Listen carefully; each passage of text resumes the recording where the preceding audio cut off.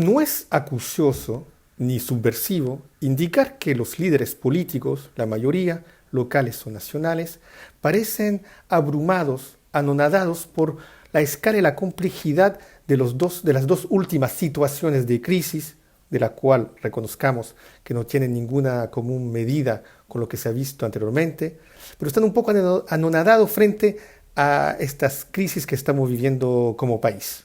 Ahora debemos recordar que cuando ocurrió la crisis de 1929, el famoso crack de Wall Street, el llamado Jueves Negro, e incluso cuando esta crisis estalló en su plenitud a principios de la década de 1930, ninguna de las autoridades de la época supo medir su carácter excepcional y todos aplicaron la misma receta ortodoxa de un punto de vista económico y que se revelaron en fin ineficiente. Por ejemplo, el presidente de Estados Unidos de entonces explicaba que la prosperidad estaba a la vuelta de la esquina.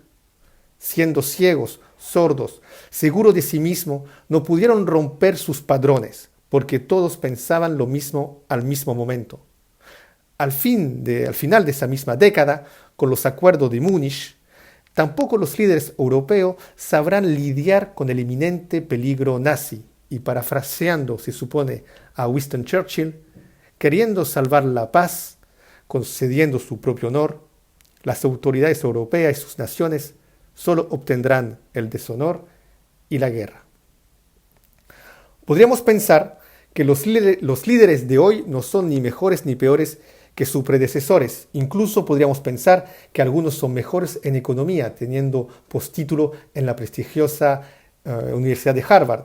Pero frente a la situación actual, una gran mayoría de políticos están obteniendo los mismos tipos de resultados, del mismo índole, del mismo orden.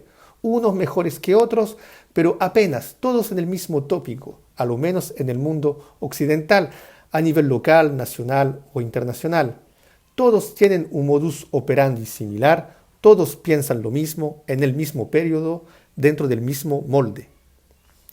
¿Qué distinguiría entonces exactamente un político de mediano o alto rango de un verdadero estadista consagrado o en crecimiento? El estadista es, en particular, aquel que por su visión y su lucidez es capaz de transgredir los conformismos en vigor, algunas reglas y costumbres que no le parecen adecuadas a la situación y obsoletas. Entiendan bien, gracias a su razón y a su lucidez, transgrede los conformismos. Irse a sacar una foto en medio de la Plaza Baquedano después del estallido del 18 de octubre, vacía por causa de coronavirus, y con toda la simbólica que eso representa, no es una señal de lucidez. En el caso del presidente Sebastián Piñera, podríamos pensar, para salvarlo, que por lo menos esta persona es coherente, ya que en su primer discurso post-estallido, él habló de guerra, y acá posaría en un campo de batalla que él pensaría haber recuperado. Acá claramente hay una falta de lucidez. Se ha puesto simplemente entre paréntesis todo el estallido social debido al coronavirus. Simplemente. Acá no se ha aplanado la curva de contaminación, para nada. Simplemente acá hay una pausa, nada más, y el confinamiento y cuarentenas se alargan, y más se van a alargar. El gobierno deberá seriamente pensar a ver cómo regula el mercado en el cual vivimos, porque este sigue funcionando y por esa vía sigue cobrando, y mucha gente va a estar en poco tiempo más, si ya no lo está, en una situación de vulnerabilidad terrible.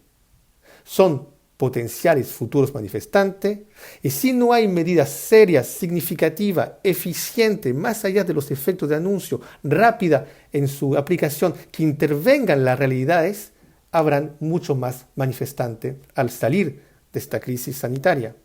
Se debe evitar que justamente al salir de esta urgencia sanitaria nos enfrentemos a una crisis social aún más fuerte que la anterior. Yo creo que un país como Chile difícilmente lo soportaría. A nuestra época sabemos o hemos observado que el tiempo político se ha vuelto muy corto, y en estas condiciones los políticos, siempre las narices en las urnas, ya no gobiernan, sino que hacen campañas, corren detrás de los votantes, pelean entre ellos y están obsesionados por ocupar la palestra mediática, las pantallas, las redes sociales, inaugurar las obras, anunciar los difuntos y salir sonriendo y verse como personas exitosas. Verdaderos personajes de reality show televisivo. Hoy los tiempos no son para fotos, los tiempos son para la gravedad. La realidad es grave. Y si ese mensaje no nace de la élite dirigente, difícilmente se le puede pedir a la masa, a la plebe, al pueblo, al vulgos, como lo quieran llamar, que se responsabilice y tome conciencia. Hagan lo que diga, pero no lo que yo hago. En política no siempre ese leitmotiv no tiene consecuencia. Entendemos su situación y nos preocupa, pero vamos a seguir con los mismos sueldos y nos alegramos por elecciones al interior del Congreso de una manera totalmente desproporcionada y en desfase con el ánimo que atraviesa el país de Punta Arenas a Arica. Sin duda alguna, podemos hoy en día afirmar, después de las dos crisis sociales que estamos viviendo, que la clase política peca por falta de fortaleza moral.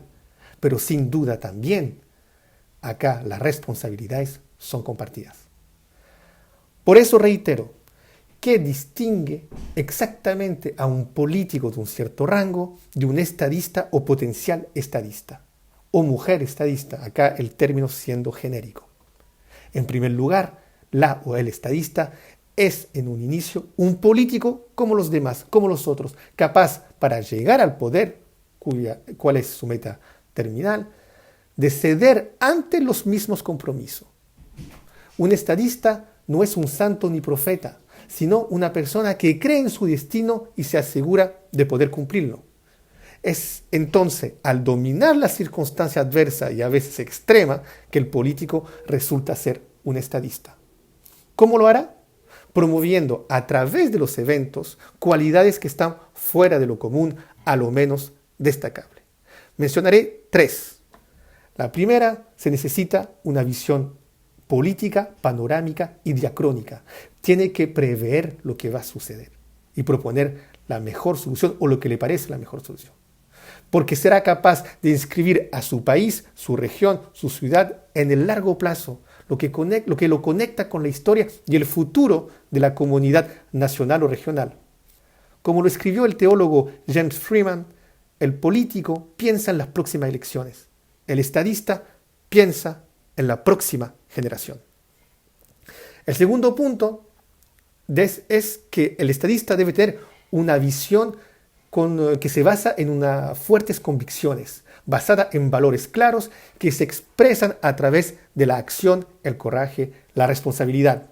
El estadista es capaz de correr riesgo, como decía el general de Gaulle. Esto no solo significa resistir a las presiones internas o externas, o a las de los grupos de influencia, o a los de los movimientos de opiniones revelados por las múltiples encuestas hoy en día, sino el estadista también debe saber cómo rechazar las presiones al interior y que provienen de su propio campo, y también de las que provienen esas presiones de los que los llevaron al poder. Eso no es una tarea menor y frente a eso hay que tener mucho valor, no es dado a cualquiera. Finalmente, el último rasgo esencial es que el hecho que el estadista debe tener un sentido de destino colectivo. Desde el inicio sabemos que la política, desde los griegos en la antigüedad, que la política se concreta, es de naturaleza de lo común, de lo que se comparte, de lo colectivo. Por ende, el estadista debe guiarse en toda circunstancia por un interés común, evaluar sus decisiones en términos de cohesión social y los valores profundos sobre los cuales esta cohesión está establecida y se basa. En tiempos difíciles hay obligaciones de resultados, desde las cúspides, desde la moneda, pasando por los seremis y otros rectores de universidades, hasta los concejal o la concejala con menor mayoría. Todo está concernido. Es el momento de mostrar, en circunstancia extrema, de qué están hechos y lo que tienen en el estómago. Y así, en vez, parafraseando a Churchill, de obtener el desafecto y el fracaso, tendrán quizás el honor de cosechar el compromiso honesto y la acción desinteresada. Nos vemos la próxima semana.